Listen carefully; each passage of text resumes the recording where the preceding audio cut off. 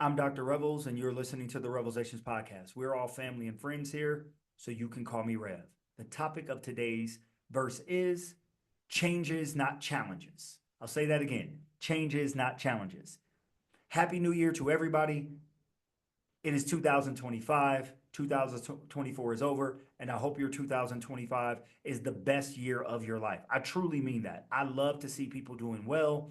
I love to see people happy and peaceful. And whatever it is you do in this life, I just want you to be happy, so long as you're not hurting other people in the process.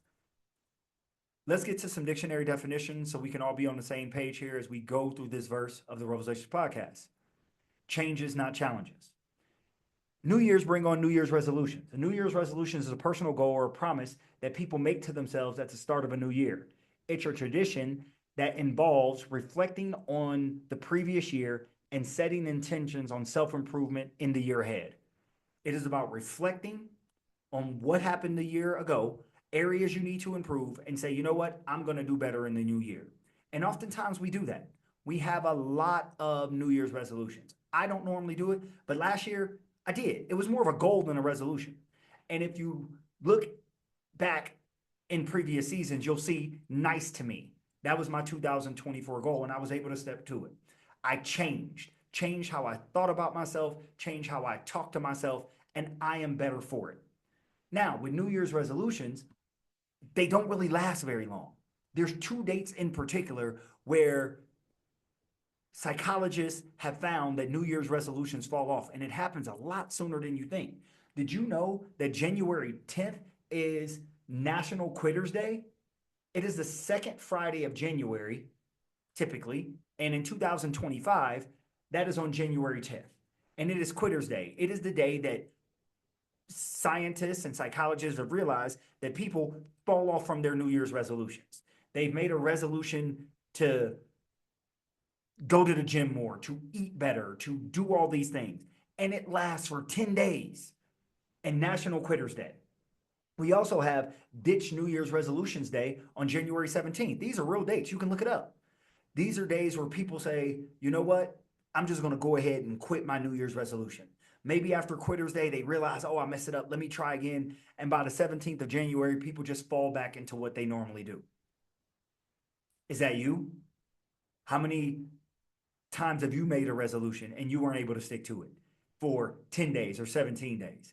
Luckily, I was able to with the Nice to Me goals. I now speak to myself in a positive way. I now think to myself in a positive way. And I did that because I made a change. It wasn't a challenge, it was a change. We're going to talk about the differences between the two of these, so let's get right into it. A challenge. A challenge is said to be a call to take part in a contest or competition. You see these things all the time. TikTok challenges, Instagram challenges, Facebook challenges. I tried to look up how many internet and social media challenges there were in 2024. The computer couldn't even tell me.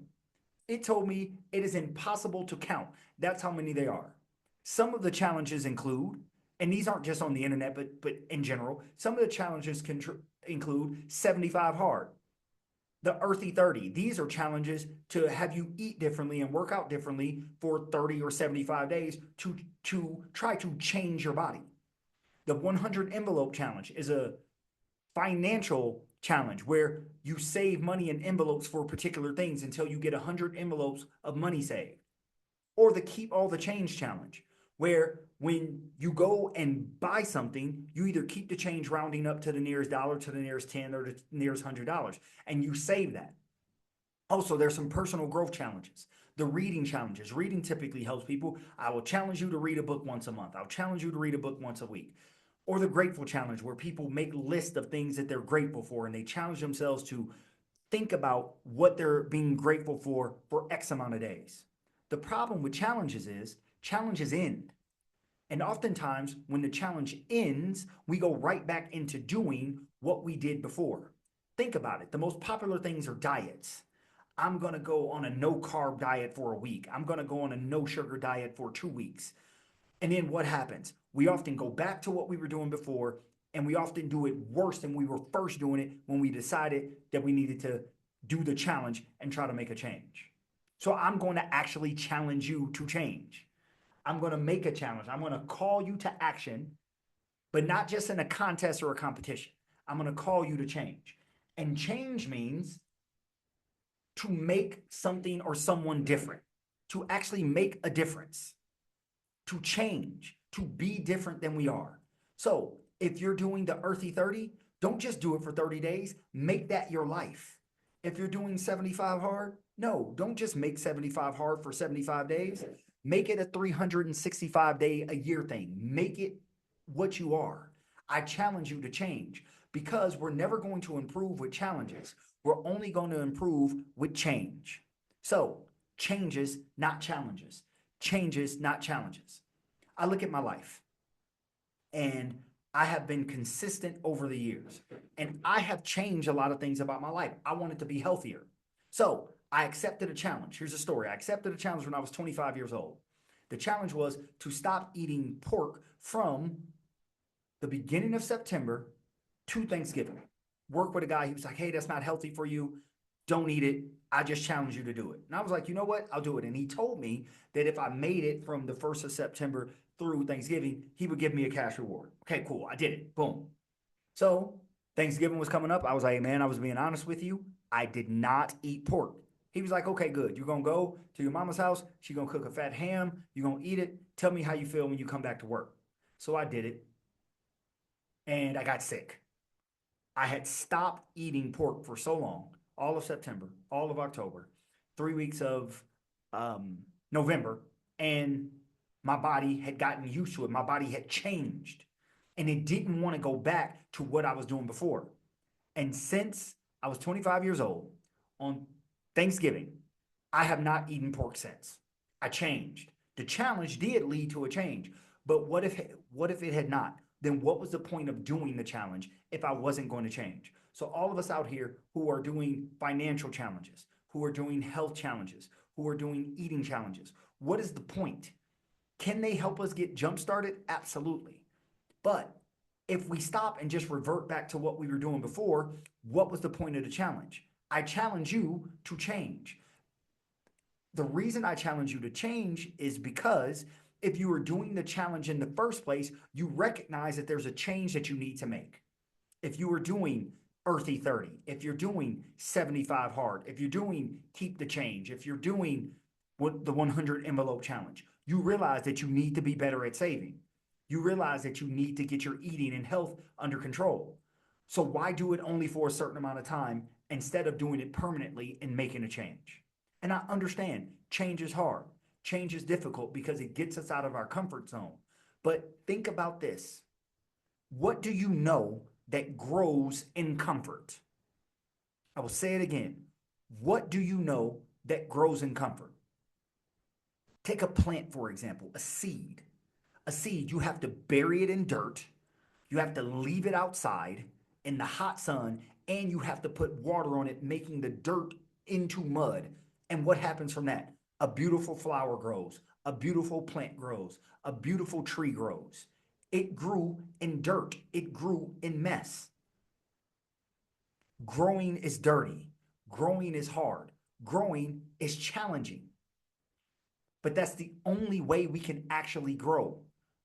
The seed goes through a change. The change is through the hard times of life, when it's dirty, when it's left out in the cold, when it's being rained on.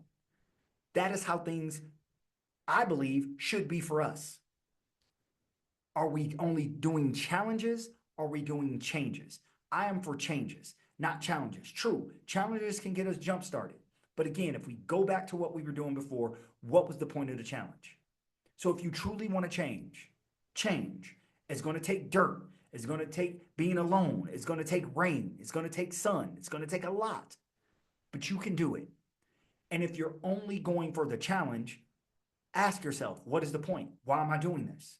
Am I doing this just because it's fun and I'm only going to go back to what I was doing before? Reports show that people who do dietary challenges and lose a bunch of weight oftentimes gain the weight back plus some. Why? Because they did it as a challenge instead of a change. And once the contest is over, they relax themselves figure I did it for my 30 days or my 75 days, and I'm going to go back to what I was doing before, and they overcorrect and they end up gaining more weight than they had before they started the weight loss process. What do you think? Do you challenge yourself often? Do you join the internet challenges? Do you do these short-term things, or are you about change? Do you want 2025 to be about change? Just like you hope 2024 was. And when we get back here in 2026, hopefully you're not asking yourself or challenging yourself to make the same changes that you were at the beginning of 2025. And you'll be able to do that if you actually change instead of just going for challenges. That's all I have. Thank you for listening to the REVELSations podcast. Please subscribe, rate, and review wherever you get your podcast. You can contact me directly, the REVELSations podcast. That's on Instagram, Facebook, and TikTok. You can also email the show directly, REVELSationspodcast@gmail.com. Tell a friend to tell a friend to tell a friend to tell an enemy you just listened to another verse of the REVELSations podcast. I am because we are. Hallelujah, holla back. Peace. Yeah, the Revelations now televised. A platform for you and I, an outlook with full heart and clear eyes. Now, these are just my thoughts. Truth on how I feel on these topics I reveal. Please know my toll, I always keep it real. Can't face the word if you can't face facts. For your time, just open up your mind. That's it, just live, think big, now take that. With God in me, this here was made by design. Yeah, the revelation will be televised. REVELSations.